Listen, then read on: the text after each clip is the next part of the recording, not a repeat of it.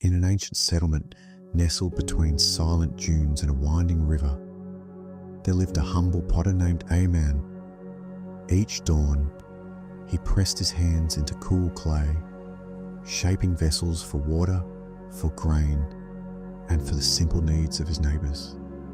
His workshop was small, its walls of sun-baked brick etched with the fingerprints of every pot he'd ever crafted. One morning, as rosy light spilled across the desert, Ayman discovered a crack in his favourite vase. It lay shattered on the workbench, the fragments of its story strewn like memories across the stone floor. Many would have cursed such a ruin, but Ayman bent to the pieces with gentle curiosity. He gathered each shard and studied the fissures, tracing the path of the break as if reading the lines of a palm. Word of the broken vase spread to the market that day, and merchants whispered of Ayman's loss. They urged him to abandon the flawed pieces and make something new, something grander, more impressive, and worthy of kings. But Ayman's eyes held a different light. He carried the vase's fragments into the kiln, one by one, his fingers steady with purpose. As the fire's breath curled through the workshop, Ayman pressed gold dust into each seam, letting the metal melt and fill the cracks. When at last the kiln cooled and he lifted the vase from its ash, the vessel gleamed with veins of amber light. What was once broken now bore the glow of its own history. That evening, Ayman set the vase by the riverbank, lantern light caught in the golden lines, creating a gentle shimmer on the water's surface. Travellers paused to admire its beauty, and tales of the potter who mended with gold reached distant lands. Orders came for his wares, but Ayman declined to expand his workshop beyond its modest walls. He welcomed only a few apprentices, teaching them the art of seeing value in imperfection.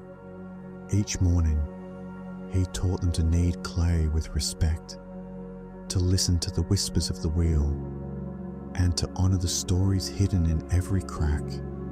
His circle of students remained small, each one learning to build a life of balance rather than chasing the fleeting lure of vast empires. Over time, Ayman's vessels came to be valued not for their grand scale, but for their quiet power. A single bowl could hold a family's harvest. A modest jug could carry water to village children at dawn. Each pot carried with it a lesson that the strength of small things lies not in their size, but in the care woven into their making. Years later, when a weary traveller asked Ayman why he refused to grow larger, the potter guided him to the river's edge. He filled the traveller's hands with water from a simple earthen cup and said, "Rivers do not rush to the sea. They flow at their own pace, nourishing all they touch without demanding to be grand."